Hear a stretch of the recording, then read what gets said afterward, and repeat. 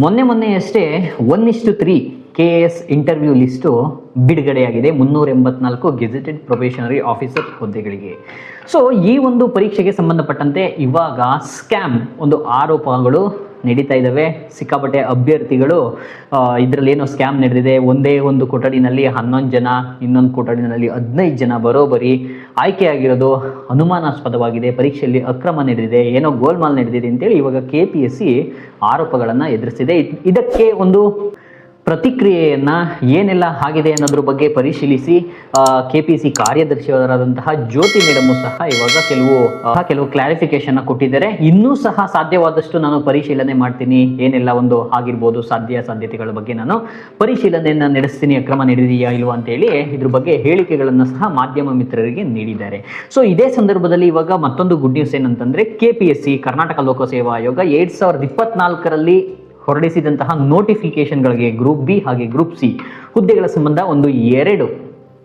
ಒಂದು ಆದೇಶಗಳನ್ನ ಬಿಡುಗಡೆ ಮಾಡಿರುವಂಥದ್ದು. ಒಂದು ಗ್ರೂಪ್ ಸಿ ಹುದ್ದೆಗಳಿಗೆ ಒಂದು ಡಾಕ್ಯುಮೆಂಟ್ ವೆರಿಫಿಕೇಶನ್ ನಡೆಸಲಿಕ್ಕೆ ಒಂದು ಲಿಸ್ಟ್ ನ ಬಿಡುಗಡೆ ಮಾಡಿದೆ, ಹಲವಾರು ಹುದ್ದೆಗಳಿಗೆ ಗ್ರೂಪ್ ಸಿ ಅಂಡರ್ನಲ್ಲಿ. ಹಾಗೆಯೇ ಗ್ರೂಪ್ ಬಿ ಹುದ್ದೆಗಳಿಗೂ ಸಹ ಹಲವಾರು ಇಲಾಖೆಗಳ ಗ್ರೂಪ್ ಬಿ ಹುದ್ದೆಗಳಿಗೆ ಸಂಬಂಧಿಸಿದಂತೆ ಒಂದು ತಾತ್ಕಾಲಿಕ ಆಯ್ಕೆ ಪಟ್ಟಿಯನ್ನು ಬಿಡುಗಡೆ ಮಾಡಿದೆ. ಅದು ಯಾವ್ಯಾವ ಹುದ್ದೆಗಳಿಗೆ ಅನ್ನೋದನ್ನ ನಾನು ಲಿಸ್ಟ್ ಬಗ್ಗೆ ನಾನು ಈ ವಿಡಿಯೋದಲ್ಲಿ ನಿಮಗೆ ಮಾಹಿತಿನ ನೀಡಿರೋದು. ಸೊ ಯಾರೆಲ್ಲ KPSC ಹುದ್ದೆಗಳಿಗೆ 2024ರಲ್ಲಿ ಅರ್ಜಿ ಸಲ್ಲಿಸಿ ನೇಮಕಾತಿ ಪರೀಕ್ಷೆಯನ್ನು ಬರೆದಿದ್ದೀರೋ ಅವರೆಲ್ಲ ಈ ವಿಡಿಯೋನ ಕೊನೆವರೆಗೂ ತಪ್ಪದೆ ನೋಡಿ. ಸೊ ಮೊದಲಿಗೆ ಗ್ರೂಪ್ ಸಿ ಹುದ್ದೆಗಳು ಯಾವ್ಯಾವ ಹುದ್ದೆಗಳಿಗೆ ಒಂದು ಡಾಕ್ಯುಮೆಂಟ್ ವೆರಿಫಿಕೇಶನ್ ಯಾವ ಡೇಟ್ ನಡೀತಿದೆ ಮತ್ತೆ ಸಮಯ ಏನು ಅನ್ನೋದ್ರ ಬಗ್ಗೆ ನಾನು ತಿಳಿಸ್ಕೊಡ್ತೀನಿ. ಆಕ್ಚುಲಿ ಈ ಗ್ರೂಪ್ ಸಿ ಹುದ್ದೆಗಳಿಗೆ KPSC ಮಾರ್ಚ್ 12 ಹಾಗೆ 13ರಂದು ಮೂಲ ದಾಖಲೆಗಳ ಪರಿಶೀಲನೆಯನ್ನ ಕರ್ನಾಟಕ ಲೋಕಸೇವಾ ಆಯೋಗ ಉದ್ಯೋಗ ಸೌಧ ಬೆಂಗಳೂರು ಇಲ್ಲಿ ನಡೆಸಲು ಉದ್ದೇಶಿಸಲಾಗಿದೆ. ಒಂದು ಯಾವ್ಯಾವ ಹುದ್ದೆಗಳಿಗೆ ಅನ್ನೋದನ್ನ ನೋಡೋದಾದ್ರೆ ಕೈಗಾರಿಕಾ ಮತ್ತು ವಾಣಿಜ್ಯ ಇಲಾಖೆಯ ಒಂದು ಕೈಗಾರಿಕಾ ವಿಸ್ತರಣಾಧಿಕಾರಿ 13 ಹುದ್ದೆಗಳಿಗೆ ಮಾರ್ಚ್ 12ರಂದು ಬೆಳಿಗ್ಗೆ 10 ಗಂಟೆಯಿಂದ ಮಧ್ಯಾಹ್ನ 2 ಗಂಟೆ 30 ನಿಮಿಷದವರೆಗೆ ಹಾಗೆಯೇ ಸಾರ್ವಜನಿಕ ಗ್ರಂಥಾಲಯ ಇಲಾಖೆಯ ಗ್ರಂಥಪಾಲಕ 3 ಹುದ್ದೆಗಳಿಗೆ ಸಾರ್ವಜನಿಕ ಗ್ರಂಥಾಲಯ ಇಲಾಖೆಯ ಗ್ರಂಥಪಾಲಕ ಅದು HK ಹಾಗೆ RPC 2 ಹುದ್ದೆಗಳಿಗೆ ಈ ಒಂದು ಸಮಯದಲ್ಲಿ ಡಾಕ್ಯುಮೆಂಟ್ ವೆರಿಫಿಕೇಶನ್ ಮಾಡ್ತಿರೋದು. ಸೊ ಇವ್ರಿಗೆ ಯಾರು ಆಯ್ಕೆ ಆಗಿದ್ದಾರೋ ಡಾಕ್ಯುಮೆಂಟ್ ವೆರಿಫಿಕೇಶನ್ ಲಿಸ್ಟ್ ಅಲ್ಲಿ ಅವ್ರಿಗೆಲ್ಲ ಒಂದು ಪ್ರತ್ಯೇಕವಾಗಿ ಅಂಚೆ ಮೂಲಕ ಒಂದು ಆದೇಶ ಪತ್ರವನ್ನು ಸಹ ಕಳಿಸ್ಕೊಡ್ಲಾಗಿರುತ್ತೆ. ಅವರು ಮಿಸ್ ಮಾಡ್ದೇ ಈ ಸಮಯದಲ್ಲಿ ಡಾಕ್ಯುಮೆಂಟ್ ವೆರಿಫಿಕೇಶನ್ಗೆ ಹಾಜರಾಗಿ, ಹಾಗೆಯೇ ನೆಕ್ಸ್ಟ್ 2024ರ ಮಾರ್ಚ್ನಲ್ಲೇ ಒಂದು ನೋಟಿಫಿಕೇಶನ್ ಬಿಡುಗಡೆಯಾಗಿತ್ತು ಈ ಹುದ್ದೆಗಳಿಗೆ.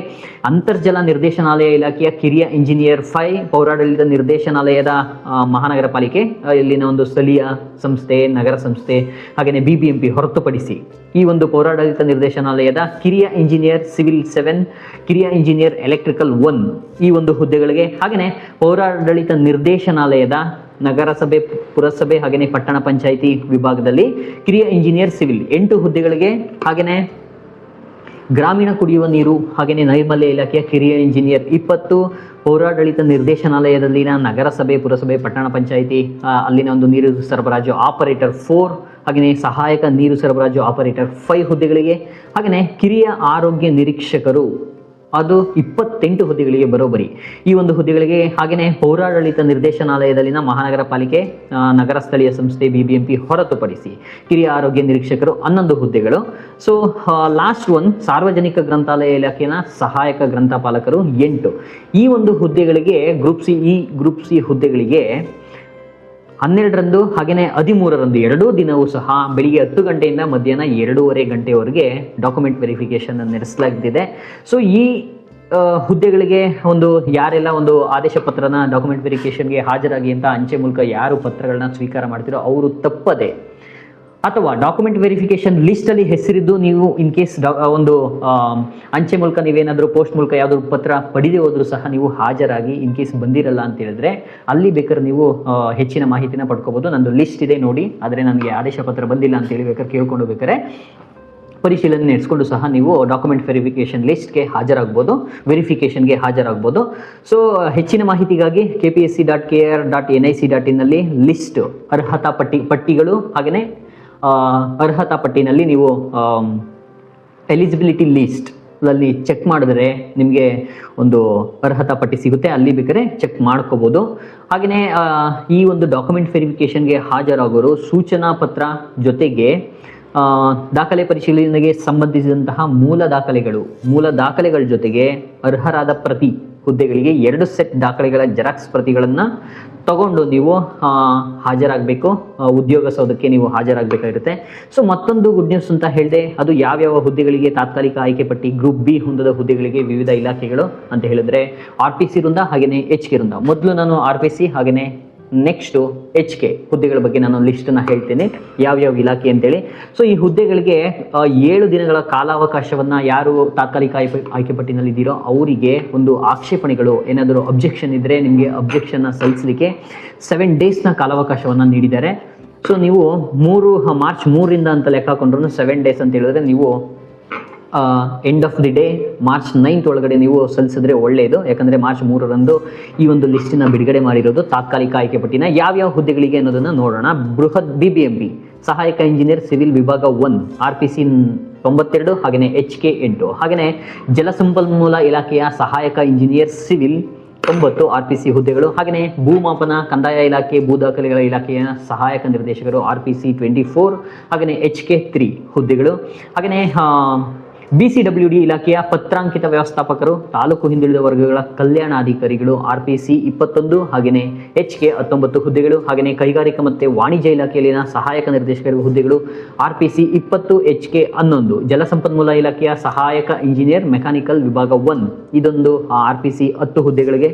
ಹಾಗೆಯೇ ಕಾರ್ಖಾನೆಗಳು ಬಾಯ್ಲರ್ ಕೈಗಾರಿಕಾ ಸುರಕ್ಷತೆ ಮತ್ತು ಸ್ವಾಸ್ಥ್ಯ ಇಲಾಖೆಯಲ್ಲಿನ ಕಾರ್ಖಾನೆಗಳ ಸಹಾಯಕ ನಿರ್ದೇಶಕರ ಹುದ್ದೆಗಳಿಗೆ RPC 7 ಹಾಗೆಯೇ HK ವೃಂದದ 2 ಹುದ್ದೆಗಳಿಗೆ ಒಂದು ತಾತ್ಕಾಲಿಕ ಆಯ್ಕೆ ಪಟ್ಟಿ ಬಿಡುಗಡೆ ಮಾಡಿರೋದು.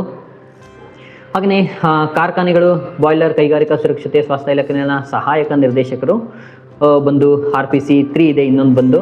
ಹಾಗೆಯೇ ಅಂತರ್ಜಲ ನಿರ್ದೇಶನಾಲಯದ ಭೂವಿಜ್ಞಾನಿ ಈ ಒಂದು ಹುದ್ದೆಗಳು RPC 10 ಇದೆ. ಹಾಗೆಯೇ HK 15 ಇದೆ.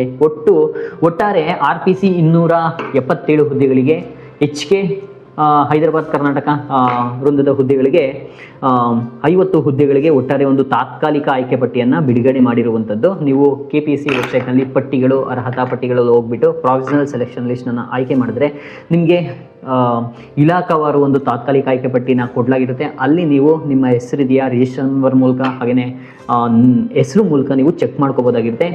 ಇನ್ ಕೇಸ್ ಈ ಒಂದು ತಾತ್ಕಾಲಿಕ ಆಯ್ಕೆ ಪಟ್ಟಿ ನಿಮ್ಗೇನಾದರೂ ಈ ತಾತ್ಕಾಲಿಕ ಆಯ್ಕೆ ಪಟ್ಟಿಗೆ ಅಬ್ಜೆಕ್ಷನ್ ಏನಾದರೂ ಇದ್ದರೆ 7 ಡೇಸ್ ಒಳಗಡೆ by the end of the 9th ಒಳಗಡೆ KPSC ಉದ್ಯೋಗ ಸೌಧಕ್ಕೆ ತಲುಪುವಂತೆ ನೀವು ಅಬ್ಜೆಕ್ಷನ್ ಸರ್ಟಿಫಿಕೇಟ್ನ ಪ್ರಮಾಣ ಪತ್ರಗಳು ಮತ್ತು ಪೂರಕ ದಾಖಲೆಗಳೊಂದಿಗೆ ಸಲ್ಲಿಸ್ಬೋದು ಅಂತೇಳಿ KPSC ಹೇಳಿದೆ.